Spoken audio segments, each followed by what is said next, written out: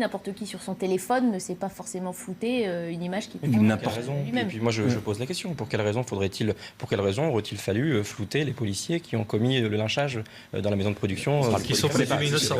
En l'occurrence, ils exercent des fonctions en lançant des bombes. Non, pas du tout, mais en l'occurrence ce sont des caméras de vidéosurveillance. La question ne se pose pas.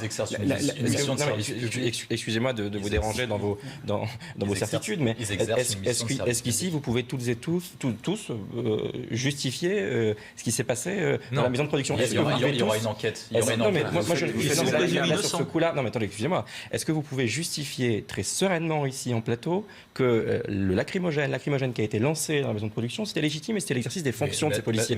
Est-ce que pour cela, on a besoin d'une enquête? Est-ce que vous estimez qu'on a besoin d'une enquête? Non, je vous pose toujours besoin d'une enquête. Non, mais je vais prendre un point qui est très simple. À ce moment-là, si vous voulez ne pas flouter les gens, même s'ils ont commis des exactions, même s'ils ont commis des exactions, à ce moment-là, c'est-à-dire que tous les délinquants diffusent leur nom sur tous les réseaux sociaux et sur Internet. Mais vous comparez des choses. Mais bien sûr que si. Mais on parle. Excusez-moi. Ce sont des gens. Excusez-moi, les gens nous regardent. Il faut avoir un petit peu de sérieux. Exactement. C'est vous qui faites des amalgames. Je ne fais aucun. Attendez, pas tous en même temps si on n'entend personne. Excusez-moi, on dit que je fais un amalgame. Je parle quand même. Excusez-moi. Aujourd'hui, certes, il y a eu des abus et moi, je serai le premier à les dénoncer. Il ne faut pas opposer les choses. Et je vais vous dire quelque chose par rapport aux organisations terroristes dont vous parlez. Moi, j'attends rien de ces gens-là parce que ce sont des voyous. Moi, j'attends rien de ces gens-là. Par contre, les policiers, dans le cadre de leur fonction, lorsqu'ils sont armés, lorsqu'ils ont derrière eux leur uniforme, le blason de la République française, moi, j'attends l'exemplarité des policiers.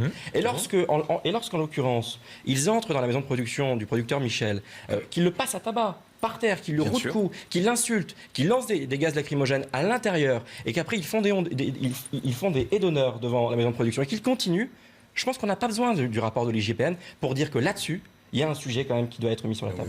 Il y a un sujet de violence policière. Vous voulez aller contre l'état de droit? Mais pas du tout. Cher monsieur. Mais on pourra parler de l'IGPN après, la manière dont on veut. Déjà sur les règles à suivre, on peut rappeler... Je remarque que vous ne le condamnez pas. On peut rappeler la démarche du préfet de police de Paris qui ce matin a envoyé une lettre à tous les policiers pour rappeler justement ce qu'il appelle cette ligne républicaine qui sert de guide et qu'il faut suivre jusqu'au bout. Comment? Vous vous rendez compte quand même, le préfet de police rappelle les lignes républicaines à sa police. Tout en précisant l'exigence que je place en vous-même en s'adressant aux policiers, je me l'impose à moi-même. On sait qu'il est fortement décrié.